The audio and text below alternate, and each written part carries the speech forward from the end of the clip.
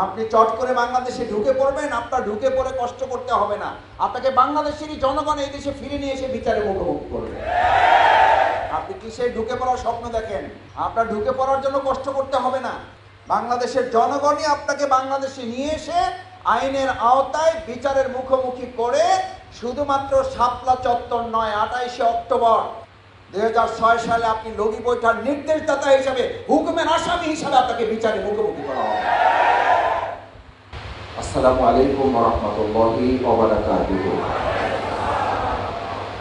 আলহামদুলিল্লাহ, মহান আল্লাহর দরবারে শুকরিয়া আদায় করছি যে আল্লাহ তাআলা এই বাংলা বাজারস্থ জুবলি স্কুলের মিলনায়তনে বহুদিন পর আমাদেরকে দেশপ্রেম এবং ইসলামের চেতনাকে ধারণ করে এখানে একত্রিত হওয়ার তৌফিক দিয়েছেন।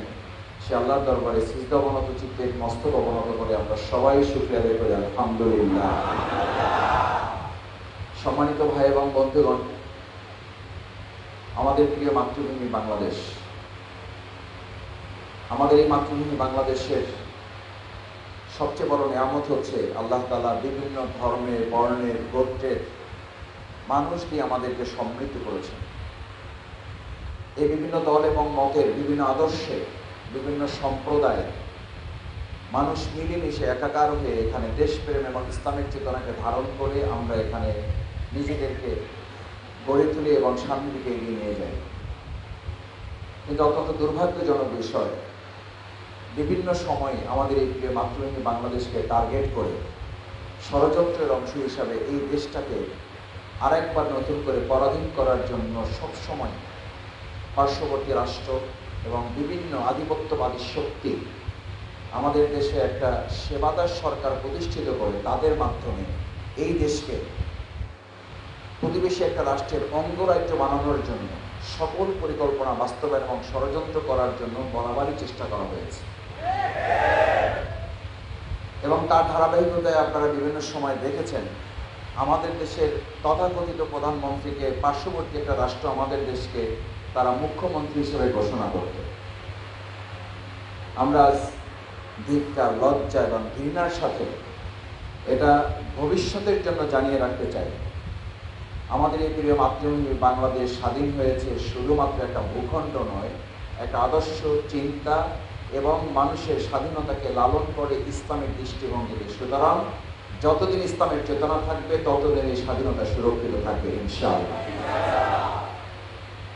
কারণ বাংলাদেশের এই 90% মুসলমানের যে চেতনা লালন করা হয়, যে অনুভূতি আমরা লালন করি, যে আদর্শ আমরা লালন করি, আপনাদের নিশ্চয়ই মনে আছে রৌমারী সীমান্তে যখন পার্শ্ববর্তী রাষ্ট্র বিএসএফ আমাদের ভাইদের উপরে অন্যায়ভাবে হামলা করেছিল, তৎকালীন সময় আমাদের বিডিআরের বাহিনীর নওজওয়ানরা, জওয়ান সদস্যরা ওই সময় ওই অঞ্চলে, রৌমারী অঞ্চলের আমাদের সাধারণ জনগণকে সাথে নিয়ে নারায়ে তাকবীর আল্লাহু আকবার স্লোগান দিয়ে আমাদের পার্শ্ববর্তী রাষ্ট্রের ওই চাপিয়ে দেওয়া আধিপত্যবাদকে তারা চ্যালেঞ্জ করেছিল এবং সেদিন তারা বিজয় হয়ে প্রমাণ করেছে বাংলাদেশে নারায়ে তাকবীর আল্লাহু আকবার স্লোগান শুধুমাত্র এদেশের মুসলমানদের নয়, শুধুমাত্র 18 কোটি মানুষের নয়, এটা স্বাধীনতার সার্বভৌমত্বের গ্যারান্টি হচ্ছে নারায়ে তাকবীর আল্লাহু আকবার।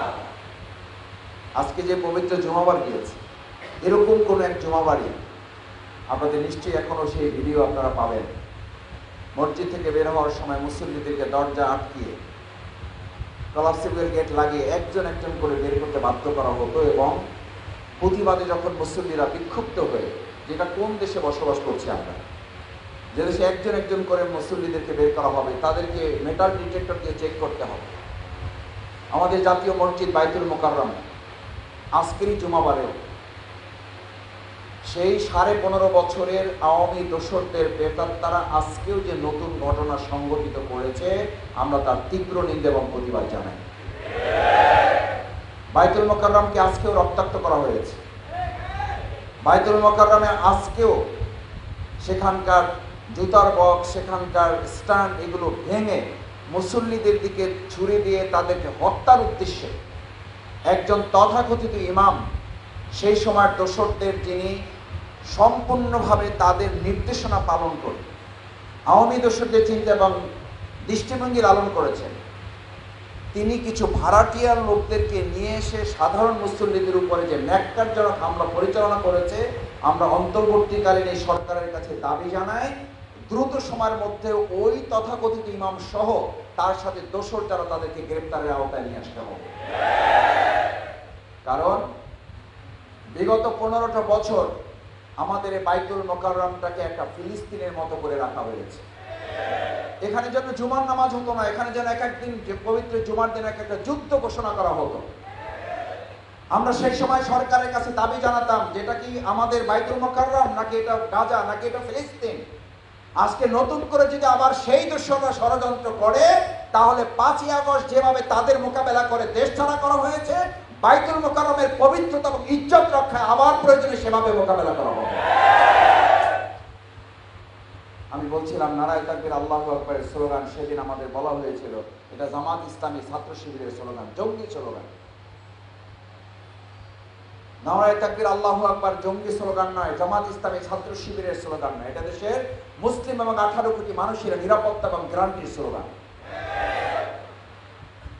কি দুর্ভাগ্যজনক বিষয়, আমাদের সেই তথাকথিত বিনা ভোটের প্রধানমন্ত্রী একই সাথে দেখবেন পত্রিকায় ছবি আছে মাথায় নেকাব করা, আর এক সাথে তসবিহ ছবি, তার পাশে এদেশের মুসলমানদের টুপি কুকুরের মাথায় দিয়ে এদেশের মুসলমানদের এদেশের টুপি রাসূল করিম সাল্লাল্লাহু আলাইহি সাল্লামের সুন্নাহকে বেইজ্জত শুধু না অপমান এবং লাঞ্ছিত করার অপরাধেও সেই তথাকথিত প্রধানমন্ত্রীর বিচার হবে।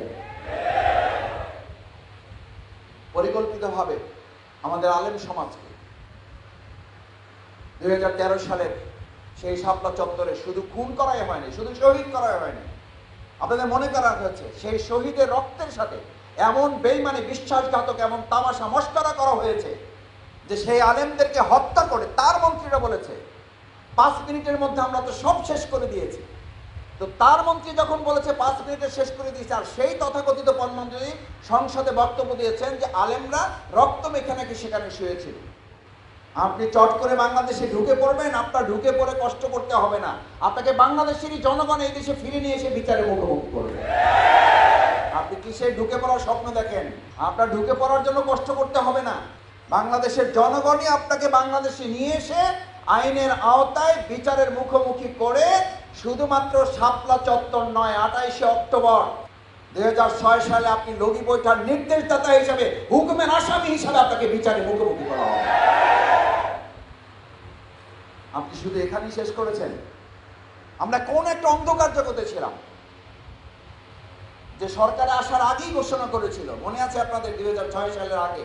সেই সময় কি ঘোষণা ছিল? একটা লাশ পড়লে 10টা লাশ পড়বে। এই ঘোষণা যে মহিলা দিতে পারে সে মহিলার কাছে তার দল শুধু না, দেশ শুধু না, কোনো একজন মানুষও নিরাপদ থাকতে পারে না। আজকে এই যে একটু আগে আমাদের ইসলামী সঙ্গীত পরিবেশন হয়েছে, আসলে সে শুধুমাত্র জামাত ইসলামী, ইসলামী ছাত্র শিবির আর ব্যবসায়ী আর কতিপয় মানুষদেরকে জিম্মি করে নেয়, লাশ করে নেয়, গোটা বাংলাদেশকে একটা কবরস্থানে পরিণত করে দিয়েছিল, গোটা বাংলাদেশকে একটা জেলখানায় পরিণত করে দিয়েছিল, গোটা বাংলাদেশের মানুষকে জেল আবদ্ধ করে আমাদের মুখ বন্ধ করে একটা আয়নাঘর রচনা করে আমাদের সকলকে একটা শৃঙ্খলার মধ্যে তিনি এমন ভাবে আটকে দিয়েছিলেন, তিনি মনে করেছিলেন 41 সাল পর্যন্ত তিনি ক্ষমতায় স্থায়ী করবেন। আর জনগণের আন্দোলন, তীব্র ক্ষোভ এবং মানুষের বিক্ষুব্ধ মনোভাব এমন জায়গায় নিয়ে গেছে যে আপনি 41 সেকেন্ড কথা হয়ে দেশে মানুষের সামনে বলে যেতে পারেন নাই। সম্মানিত ভাই এবং বন্ধুগণ, আমাদের দেশের সেই সংকটকালীন মুহূর্তে আপনাদের মনে থাকার কথা, এই তথাকথিত প্রধানমন্ত্রী বিনা ভোটের, রাতের ভোটের প্রধানমন্ত্রী যখন আর কোনো দিক থেকে কুলিয়ে উঠতে পারছেন না, আজকে সম্মানিত ব্যবসায়ী নেতৃবৃন্দ এখানে আছেন, আমার শ্রদ্ধেয় ব্যবসায়ী ভাইয়েরা এখানে আছেন, আমাদের এই বাংলা বাজার আপনারা প্রত্যেকে এখানে সাক্ষী, শুধুমাত্র তার দোকানে একটা তাফসীর, কোরআনের একটা তাফসীর লেখার কারণে এখানকার বহু ব্যবসায়ীদেরকে নানা কারণে শুধু হয়রানি না, গ্রেপ্তার করে রিমান্ডে নিয়ে তাদেরকে ক্ষতিগ্রস্ত করা হয়েছে। বাংলাদেশে বাংলা বাজারে আর এরকম কোন পরিস্থিতি তৈরি করতে দেওয়া হবে না। এখানে প্রত্যেক ব্যবসায়ী স্বাধীনভাবে তার তার পেশায় তার তার আদর্শ মতবাদ নিয়ে এখানে ব্যবসা করবে উন্মুক্তভাবে। কোন ধরনের সন্ত্রাস, নৈরাজ্য, দখলবাজি, চাঁদাবাজির পরিস্থিতি এখানে কাউকে তৈরি করতে দেওয়া হবে না। যদি রবীন্দ্রনাথের বই সমগ্র উপন্যাস সমগ্র থাকতে পারে, তাহলে তাফসির গ্রন্থ তাফসির সমগ্র থাকতে পারবে না কেন? যদি হুমায়ুন আহমেদ রচনা উপন্যাস সমগ্র থাকতে পারে, তাহলে হাদিস খণ্ড থাকতে পারবে না কেন? যদি আপনার অন্যান্য ধর্মের সব গ্রন্থ এখানে থাকতে পারে, তাহলে মহাগ্রন্থ আল কোরআন, হাদিস, ইসলামী সাহিত্য বিক্রির অপরাধে আমাদের বাংলা বাজারের শত শত দোকান মালিককে এখান থেকে দোকান ছাড়া করা হয়েছে, দোকান বন্ধ করে দেওয়া হয়েছে, তাদেরকে ধরে নিয়ে নির্যাতন করা হয়েছে, অর্থনৈতিকভাবে তাদেরকে পঙ্গু করে দেওয়া হয়েছে।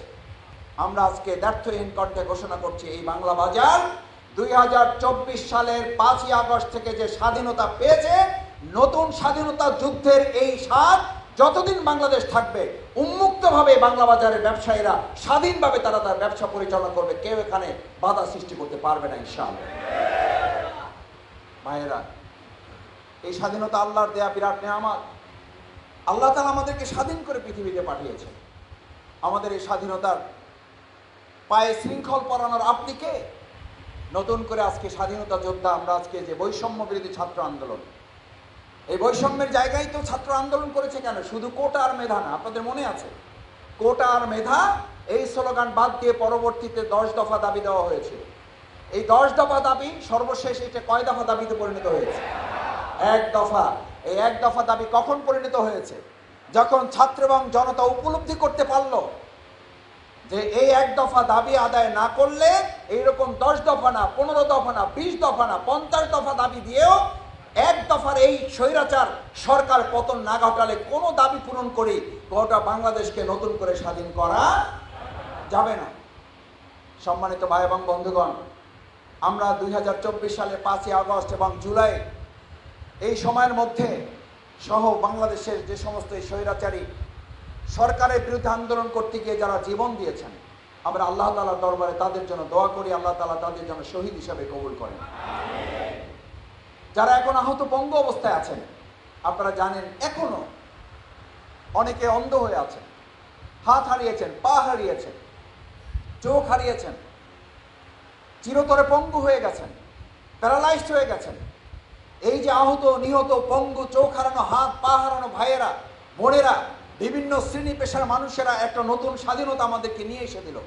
আমি আজকে আপনাদের কাছে জানতে চাই, এই জীবন দেওয়া লোকগুলো, এই হাত পা হারানোর, পঙ্গুত্ব বরণ করা ভাইগুলোর সামনে রেখে আমরা নতুন স্বাধীনতার পাহারাদারি করার জন্য আমরা কি রাজি থাকবো ইনশাআল্লাহ? সবাই কি রাজি আছেন ইনশাআল্লাহ? পারবেন ইনশাআল্লাহ? সম্মানিত ভাইয়েরা, কেন স্বাধীনতা অর্জন করা সহজ, স্বাধীনতা রক্ষা করা কঠিন? কারণ তারা জানতো আজকে যারা হাত জাগিয়েছেন আপনাদেরকে আজকে শুধু তারা ভয় পায় না, তাদেরকে আগে থেকেও তারা ভয় পায়। এই আন্দোলন যখন সফলতার দ্বার প্রান্তে, তখন স্বৈরাচারী খুনি সরকার মনে করেছিল বাংলাদেশ জামাত ইসলামী ছাত্র শিবিরকে নিষিদ্ধ করে দিলে আন্দোলন নিষিদ্ধ হয়ে যাবে, আমাদেরকে থামিয়ে দিতে পারলে আন্দোলন থামিয়ে দেওয়া হবে। আজকে ছাত্র জনতা এবং বাংলাদেশের জনগণকে আমরা স্পষ্ট বার্তা দিতে চাই। সেদিন নিশ্চয়ই আপনারা প্রমাণ করেছেন, জামাত ইসলামী ছাত্র শিবিরকে নিষিদ্ধ করে, আমাদেরকে নিষেধাজ্ঞা দিয়ে, আমাদেরকে ব্যান করে বাংলাদেশের জনগণ থেকে বিচ্ছিন্ন করা যায় না, বরং আপনার এই নিষেধাজ্ঞা আন্দোলন সফল করার ক্ষেত্রে কয়েক গুণ সামনের দিকে এগিয়ে দিয়েছেন। আপনি আমাদেরকে নিষেধাজ্ঞা দিয়েছেন, আর জনগণ এবং ছাত্র জনতা আমাদেরকে বুকে টেনে নিয়ে আন্দোলনকে সফলতার দিকে নিয়ে গেছে। আপনি আমাদেরকে নিষেধাজ্ঞা দিয়ে 1 মাসও রাখতে পারলেন না। আপনি ক্ষমতায় না থেকে 15.5 মিনিট না, 15.5 সেকেন্ডও থাকতে পারলেন না। আর বাংলাদেশ জামাত ইসলামী ছাত্র শিবিরের লোকেরা আপনার সমস্ত স্টিম রোলারকে উপেক্ষা করে বিরোধী দল হিসাবে আমরা 15.5 বছর আপনার নির্যাতন মোকাবেলা করে এই বাংলাদেশ অবস্থান করেছে, 1 সেকেন্ডের জন্য আমরা আপোষ করি নাই।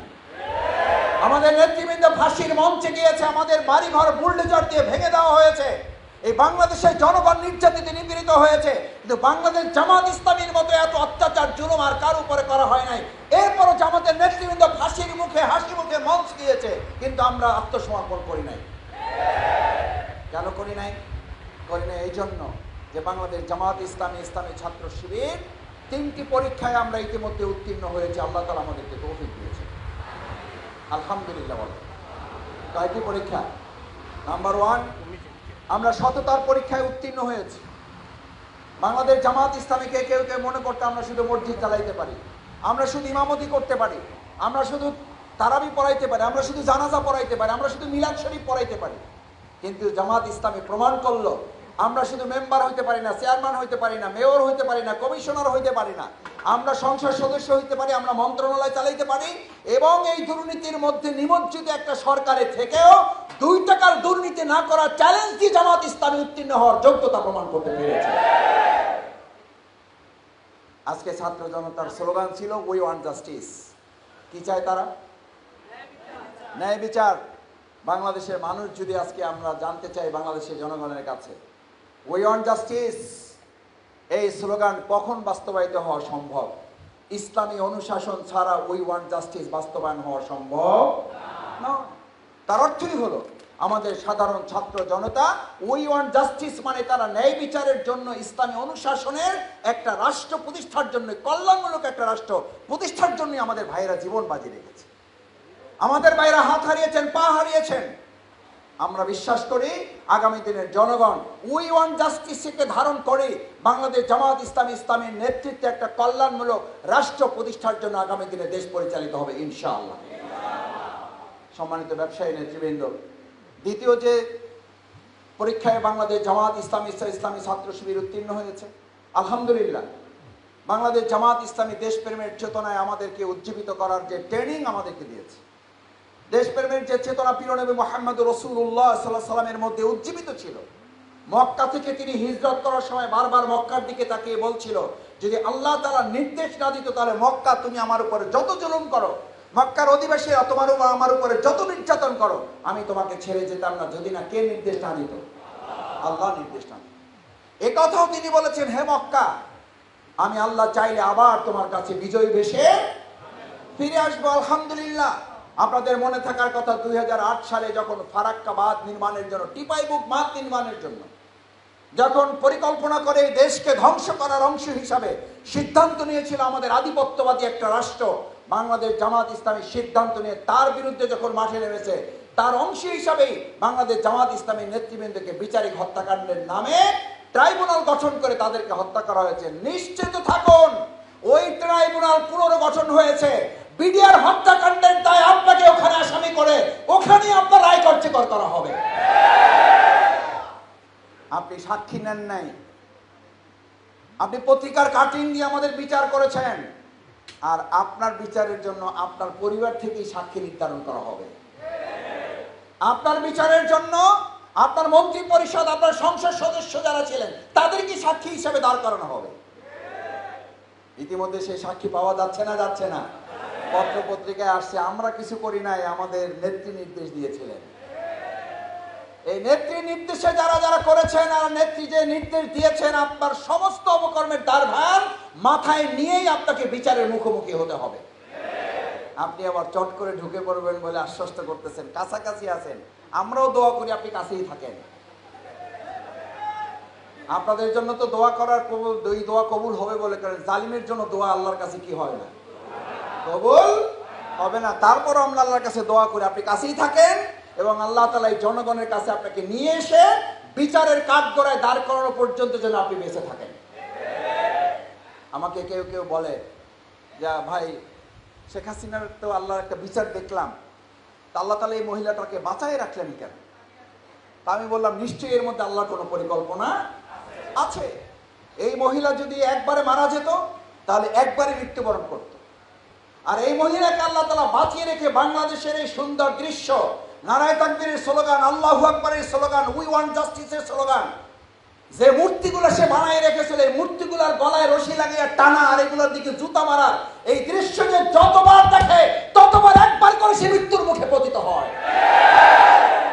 এই দৃশ্য দেখানোর জন্যই আল্লাহ তাকে বাঁচিয়ে রেখেছে। ও মরলে তো একবার মরে যেত, আর আল্লাহকে বাঁচিয়ে রেখেছেন শুধু এই জন্য ও যেন প্রতি সেকেন্ডে একবার কি করে? মৃত্যুবরণ করে। আমরা বহুবার বলেছি, নিজের বাপের আর নিজের পরিবারের দেশ বানায়েন না, নিজেরা নিজের দেশ আর পরিবারের দেশ বানাইতে গেলে আপনি ক্ষমতা রক্ষাও করতে পারবেন না, আর এটা সম্মানজনক হবে না। সম্মানিত ভাই এবং বন্ধুগণ, আমি আপনাদের কষ্ট বাড়াতে চাই না। আমরা সেই সময় বলেছিলাম, আপনি বাপের এবং বাপের পরিবারের ইতিহাস, আপনার নিজের ইতিহাস এই দেশের জাতির উপরে চাপিয়ে দিতে চেয়েছিলেন, আর জনগণ চেয়েছিল আমার এই প্রিয় মাতৃভূমি বাংলাদেশ দেশপ্রেম এবং ইসলামের চেতনা এটাকে উজ্জীবিত করবেন। আজকে প্রমাণিত হয়েছে এই দেশের জনগণের উপরে একটা পরিবার, একটা ব্যক্তির ইতিহাস চাপিয়ে দিয়ে আপনি ক্ষমতা কুক্ষিগত করতে পারেন নাই। জনগণের ক্ষমতা তাদের কাছে ফিরিয়ে দেওয়া হয়েছে। আগামী দিনে নির্বাচিত একটা সরকারের মাধ্যমে এদেশের জনগণের মালিক জনগণকে করে দেওয়া হবে ইনশাআল্লাহ। আমরা বহু আগে বলেছিলাম আমাদের নিবন্ধন আপনারা কেড়ে নিয়েছেন, এখনো ভিডিওতে পাওয়া যাবে। আমরা ওই সময় বলেছিলাম আমরা নিবন্ধন চাই না, আমরা ইউনিয়ন নিয়ে বাঁচতে চাই। যারা এই দেশের মালিকানা মনে করে যে সর্বশক্তির মালিক হচ্ছে জনগণ, আমরা বলেছি সর্বশক্তির মালিক হচ্ছে কে? আল্লাহ সুবহানাহু। এই কারণে আমাদের নিবন্ধন বাতিল করা হয়েছে। আমরা ওই সময় প্রশ্ন করেছিলাম, আমাদের দাড়িপাল্লা কেড়ে নেওয়া হয়েছে, সুপ্রিম কোর্টের ওটা একটা সিম্বল আছে। তা আমরা বলেছিলাম আপনাদের এই নৌকার প্রতীক এবং বাংলাদেশের আরো বহু প্রতীক তো জাতীয় প্রতীক হিসেবে ব্যবহৃত হয়, কই আপনাদের প্রতীক তো নিষিদ্ধ হয় নাই। যেই যুক্তিতে দাড়িপাল্লা কেড়ে নিয়েছেন, যেই যুক্তিতে জামাত ইসলামের নিবন্ধন কেড়ে নিয়েছেন, এই সমস্ত যুক্তি খরা যুক্তিতে পরিণত হয়েছে, যার কারণে এই দেশের জনগণ সিদ্ধান্ত নিয়েছে আওয়ামী লীগের এই সমস্ত অপকর্মের বিচার না হওয়া পর্যন্ত শুধুমাত্র তারা নয়, তাদের আদর্শিক রাজনৈতিক কোনো কার্যক্রমে বাংলাদেশে আর চলতে দেওয়া হবে না। কেন চলতে দেওয়া হবে না? চলতে দেওয়া হবে না এই জন্যই যেটা তো তারাই ঘোষণা করেছে 2024 সালে 5ই আগস্টের পর তথাকথিত প্রধানমন্ত্রীর ছেলের ভিডিও এখন আছে না নাই? এই দেশের জনগণের প্রতি তাদের কোনো দায়িত্ব নাই। তো দায়িত্বই যদি না থাকে আপনাদের এই দেশ নিয়ে আর ভাবনার কি আছে? আপনারা এই দেশকে ছেড়েছেন, আপনাদেরকে আমরা অবসর দিয়ে দিলাম, আপনাদেরকে আমরা রিটায়ার্ডে পাঠাই দিলাম, আপনারা এখন নিশ্চিন্তে থাকেন। কারণ আপনারা এই বাংলাদেশে যত না ঘরবাড়ি করেছেন তার চেয়ে বেশি ঘরবাড়ি বিদেশে, তার চেয়ে বেশি সম্পদ আপনারা বাংলাদেশের বাইরে পাচার করেছেন। কারণ আপনারা নিজেরাও জানতেন যত অপকর্ম আপনারা করেছেন, বাংলাদেশের নাগরিক হিসেবে থাকার যোগ্যতা আপনারা বহু আগেই হারিয়ে ফেলেছেন। সম্মানিত ভাই এবং বন্ধুগণ, আসুন বাংলাদেশ জামাত ইসলামের 3টি মৌলিক দাওয়াত আপনাদেরকে দিয়ে আমার কথা শেষ করে সংক্ষেপে। নাম্বার 1, বাংলাদেশ জামাত ইসলামে ব্যক্তির মতদর্শের ভিত্তিতে একটা সমাজ রাষ্ট্র পরিবর্তন হতে পারে না। কারণ ইতিমধ্যেই ছাত্রদের মধ্যে, জনতার মধ্যে স্লোগান আছে, তাদের মধ্যে পরিবর্তনের লক্ষ্য আছে। তারা পরিবর্তনের কথা বলে যে আমরা এক স্বৈরাচার থেকে আর এক স্বৈরাচারে যেতে চাই না, আমরা এক স্বৈরতন্ত্র থেকে আর এক স্বৈরতন্ত্র যেতে চাই না।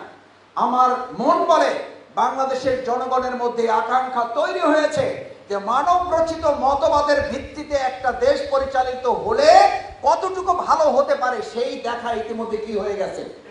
এখন শুধু দেখা বাকি আছে কিসের ভিত্তিতে? ইসলামের ভিত্তিতে।